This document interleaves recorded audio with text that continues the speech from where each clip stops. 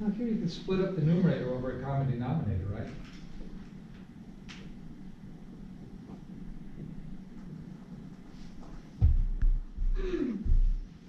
Yeah.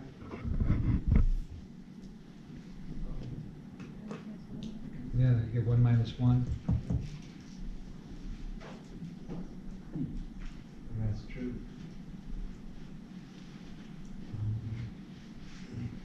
So, if you forget, the half angle identities, just remember how to build them from the double angle identity. And there's three forms of the double angle, particularly these two forms of the double angle identity give us the half angle identity, the two half angle identities. Then the third half angle identity for tan has then three forms, right? The radical form, but then there's also sine x over 1 plus cosine x. Same thing, which I don't know, would that have been useful here? Not so much, huh? Well, maybe. No, I don't see it so well. I mean, it would have worked too, but yeah.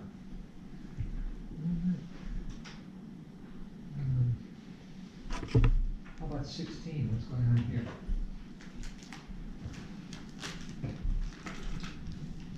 I think that's just a direct application of the addition identity of tangent. Right? Tangent of the sum is the sum of the tangents. And you need to then just know tangent of pi over 4. Right? What's tangent of pi over 4 on Tuesday?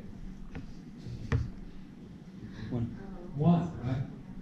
So, yeah, you might get tan x plus 1 instead of 1 plus tan x, but it's the same thing, right? Then 1 minus tan x times tan pi over 4, well, that's tan x times 1, so 1 minus tan x. So it's just a direct application of the addition identity for tangent with the fact that tan pi over 4 equals 1. Yeah, a few more of these.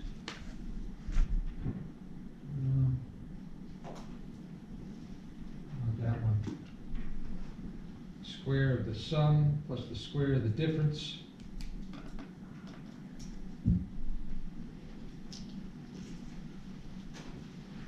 So what's going to happen here? Well, when you expand this out, you're going to get cosine squared plus sine squared is 1. Cosine squared plus sine squared is 1 again. So you can have 2. So there's a 2 on the left and a 2 on the right. That's good. And then you're going to get twice cosine x cosine y minus twice sine x sine y. Well, that's just the identity for cosine x plus y. Right? So, yeah, what's to do? It's all done. So you just gotta know the identities. Yeah, I just got to know the identities. Well said. Yeah, if you know the identities, these are just thinly disguised versions of those, mostly. How about, I don't know, 19? A couple of half angles in there. Squared, huh? Well, again, you're going to get cosine squared plus sine squared. You see that? After you expand that? That's going to be a 1, right? So that's this 1. Should we write it out? Yeah. Okay.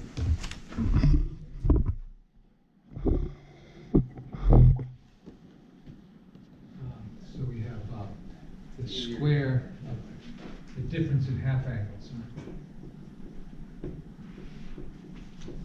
Usually there's more than one way to do these things, right? So I don't mean to say this is the only way. Sine x, but it kind of looks like expanding the square on the left would be a good idea. So here's the question, right?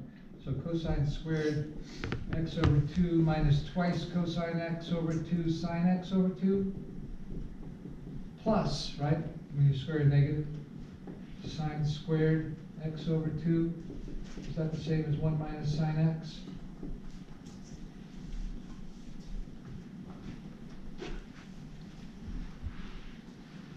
Now, what do you see about these guys here?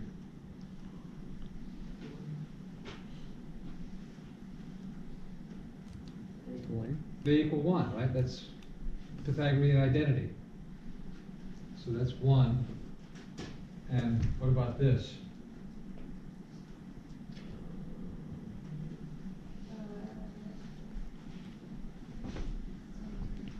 It's just what you'd want it to be.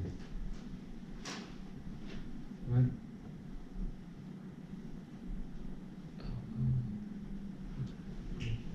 And we're done.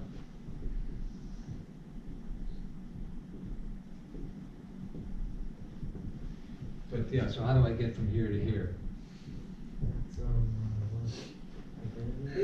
Yeah, it's the double angle identity essentially, with the angle being x over 2. So x over 2 is twice half of x over 2. So it's sine 2 of x over 2. Yeah. So you could say sine of x over 2 plus x over 2 is sine x over 2 cosine x over 2 plus cosine x over 2, not necessarily in that order, right? And that's twice cosine sine, or sine cosine, right? So it just works out. So could you also use the double angle one? Yeah, I mean, it essentially is the double angle. So could you say that Yeah, so. that is equal to sine 2 times x over 2? Yeah, which would be yeah, right, sine so x. we got the 1, right? And then minus sine twice x over, this is what you're saying, right? Yeah. Yeah, that certainly is correct. Which is sine x, right? Which equals sine. Yeah.